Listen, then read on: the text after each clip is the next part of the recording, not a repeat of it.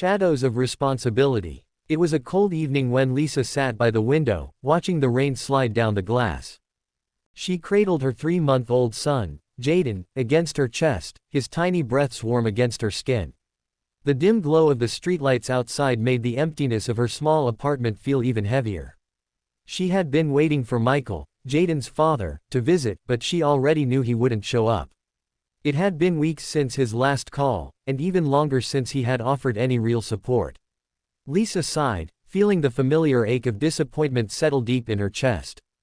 Michael had been charming when they first met, his confidence and laughter drawing her in like a moth to a flame. He had dreams, or at least he spoke of them, plans of starting a business, traveling the world, making something of himself.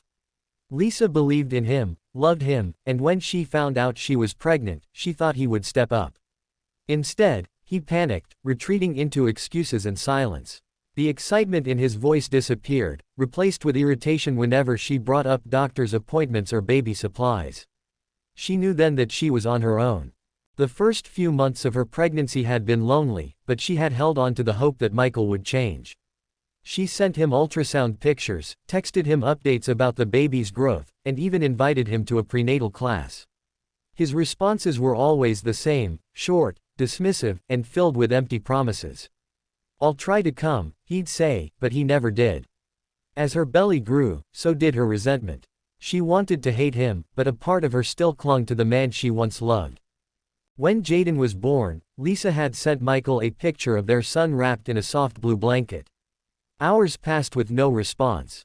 The next day, he finally called, his voice filled with awkward congratulations. "He looks like me," he said, almost amused.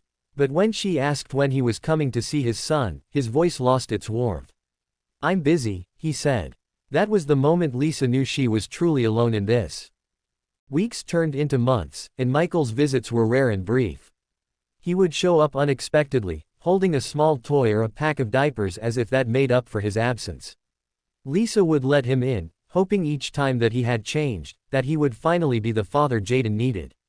But he never stayed long, just enough to ease his guilt before disappearing again. The cycle was exhausting, and Lisa began to wonder if it was better to cut him out completely. Her friends told her to take him to court for child support, but Lisa hesitated. She didn't want a battle, she just wanted him to care. But caring wasn't something Michael seemed capable of. He spent his time partying, posting pictures with other women, and living as if his son didn't exist. Lisa watched from a distance, anger simmering beneath her exhaustion. How could he be so carefree while she was drowning in responsibility? One evening, Michael called, his voice slurred with alcohol. "I miss you," he said, his words stumbling together. Lisa felt her stomach tighten. She had once longed to hear those words, but now they meant nothing. "You don't miss me," she replied coldly. "You just miss the idea of me." He laughed it off, but Lisa knew the truth. He only reached out when loneliness caught up with him. The next time Michael showed up, Jayden was 6 months old. He stood at the door with an apologetic smile, holding a stuffed bear. Lisa let him in, watching as he awkwardly tried to interact with his son. Jayden stared at him, unfamiliar with the man who was supposed to be his father. Michael tried to pick him up, but Jayden fussed, turning away. Lisa saw the flicker of discomfort on Michael's face, as if he realized for the first time that he was a stranger to his own child. "He doesn't know me," Michael muttered, setting the bear down. Lisa folded her arms. "That's what happens when you don't show up." Her words stung, but she didn't care. She was done softening the truth for him. He sighed, rubbing his hands over his face. I don't know how to do this," he admitted. Lisa shook her head. "You don't even try." As months passed, Michael's visits became less frequent until they stopped completely. Lisa wasn't surprised. She had already started preparing herself for this outcome. She focused on Jayden, pouring all her love and energy into being both mother and father. It wasn't easy. There were nights she cried from exhaustion, days when she felt the weight of it all crushing her. But she refused to let Michael's absence define their lives. One day, she received a text from him. "I want to see Jayden." Lisa stared at the message, anger flaring up inside her. Where had he been all this time? Did he think he could just walk back in whenever he pleased? She typed a response, then deleted it. She wasn't sure if she even wanted him back in Jayden's life. She met with a lawyer to discuss child support, finally accepting that Michael needed to be held accountable. When he found out, he called her in a rage. "You're just trying to ruin my life," he shouted. Lisa laughed bitterly. "Your life? What about Jayden's life?" His silence was all the answer she needed. The legal battle was draining, but Lisa knew it was necessary. She wasn't just fighting for money, she was fighting for Jayden's future. Michael tried to avoid responsibility, but the court didn't care about his excuses. He was ordered to pay, and though he complained, he had no choice. Over time, Lisa stopped waiting for Michael to change. She focused on herself, on building a stable life for her son. She got a better job, moved to a nicer apartment, and found peace in the life she was creating. Jayden grew, his laughter filling their home, a reminder that they were enough. Years passed, and one day, Michael reached out again. "I want to be in Jayden's life," he said. Lisa looked at her son, now old enough to understand the meaning of an absent father. "That's not up to me," she replied. "It's up to him." Jayden looked at the phone in her hand, then shook his head. "I don't need him," he said simply. Lisa felt a mix of sadness and relief. She had once begged Michael to care, but now, he was just a memory. She realized she had won, not by forcing him to be a father, but by proving that they didn't need him to thrive. That night, as she tucked Jayden into bed, he smiled up at her. "You're the best, Mommy." Tears pricked her eyes, but she smiled. "And you're the best thing that ever happened to me." As she turned off the light, Lisa knew she had made it. She had turned pain into strength, abandonment into resilience. Michael had walked away, but she and Jayden had built something unbreakable, a love that no absence could ever diminish. As the years passed, Lisa watched Jayden grow into a bright and resilient boy. He excelled in school, making friends easily and surprising her with his curiosity about the world. She often wondered if he ever truly missed having a father figure, but he never asked about Michael. The absence of his father was just a fact of life, like the sky being blue or the seasons changing. Lisa sometimes felt guilty, wondering if she had made the right decision by not forcing Michael to be more present. But every time she saw Jayden smile, she reminded herself that she had given him stability, and that mattered more than an unreliable father. Still, a part of her feared that one day, he might start asking questions she wasn't sure how to answer. The first time Jayden asked about Michael, he was 8 years old. It was a quiet evening, and they were watching a movie together when he suddenly turned to her with wide, thoughtful eyes. "Mom, where's my dad?"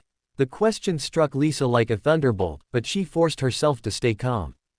She had always known this day would come, but she hadn't prepared for it to arrive so soon.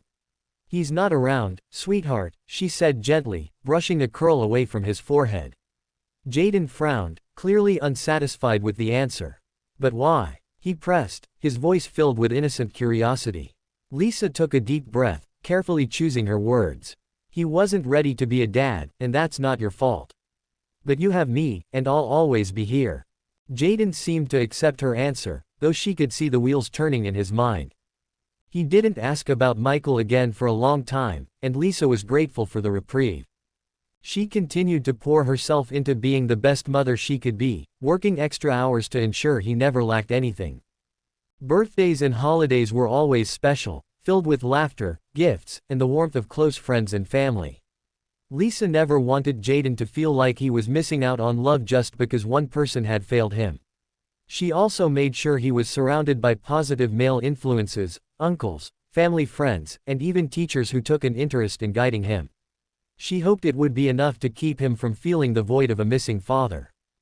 But as Jayden grew older, the questions became more pointed. One day, when he was 11, he came home from school looking upset. "Some kids were talking about their dads today," he said, throwing his backpack onto the couch. "They were saying how their dads take them to soccer practice and teach them how to fix stuff." Lisa felt a familiar pang of guilt, but she kept her voice steady. "I know it's hard, Jayden," she admitted. "But just because your dad isn't around doesn't mean you're missing anything. You have people who love you, and you're an amazing kid." Jayden sighed, looking down at his hands. "Yeah, but, don't you think he should at least try? Doesn't he care at all?" Lisa hesitated, then answered honestly. Some people just aren't capable of love the way we wish they were. The conversation lingered in Lisa's mind long after Jayden went to bed. She debated whether she should reach out to Michael, just to see if he had changed. It had been years since she last heard from him, and she had no idea what kind of life he was living now. Was he still the same irresponsible man who had walked away? Or had time forced him to grow up? Against her better judgment, she searched for him on social media. His profile was public, filled with pictures of parties, expensive cars, and a lifestyle that seemed worlds away from responsibility. He looked happy, carefree. And most importantly, he looked exactly the same. Lisa's heart sank as she realized he hadn't changed at all. Deciding not to reopen old wounds, Lisa closed the app and resolved to keep moving forward. Jayden didn't need a father who would only disappoint him. He needed consistency, love, and support, and she was determined to give him all of that on her own. But fate had a cruel sense of timing. Just a week later, an unfamiliar number popped up on her phone. She hesitated before answering, and when she did, the voice on the other end made her stomach turn. "Lisa," Michael said, his tone casual, as if no time had passed. "It's been a while." Lisa gripped the phone tighter, her jaw clenching. "What do you want?" she asked, keeping her voice cold.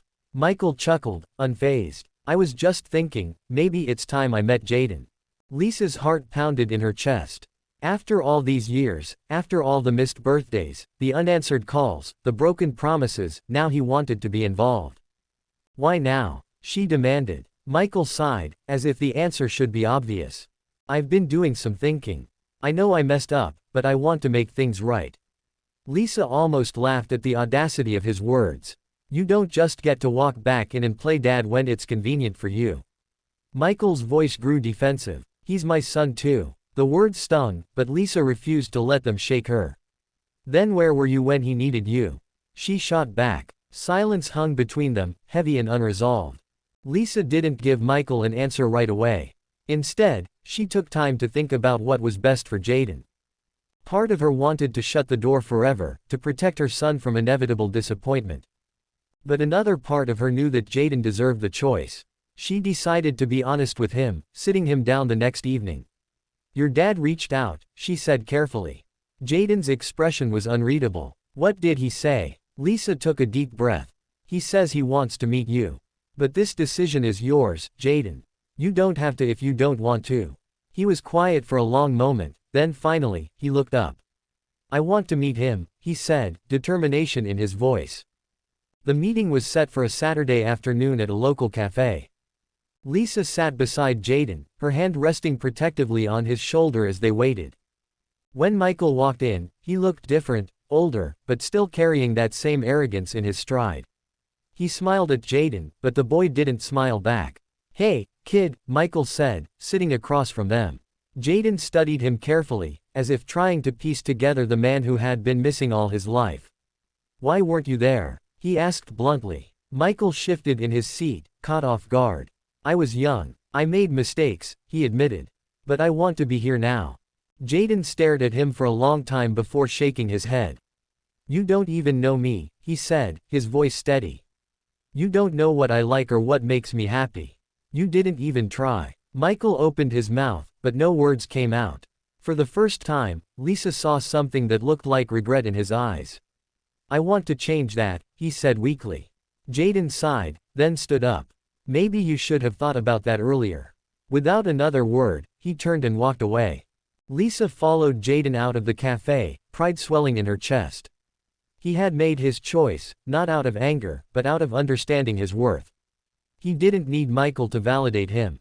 He had already built a life filled with love, and he wasn't willing to let someone who had abandoned him disrupt that. Lisa put an arm around his shoulders as they walked home. "I'm proud of you," she whispered. Jayden smiled up at her, his eyes filled with quiet confidence. "I know, Mom." That night, as Lisa watched Jayden sleep, she felt an overwhelming sense of peace. They had come so far, through pain and disappointment, but they had emerged stronger. Michael had been nothing more than a shadow, but shadows didn't define them. Love did, and that was more than enough.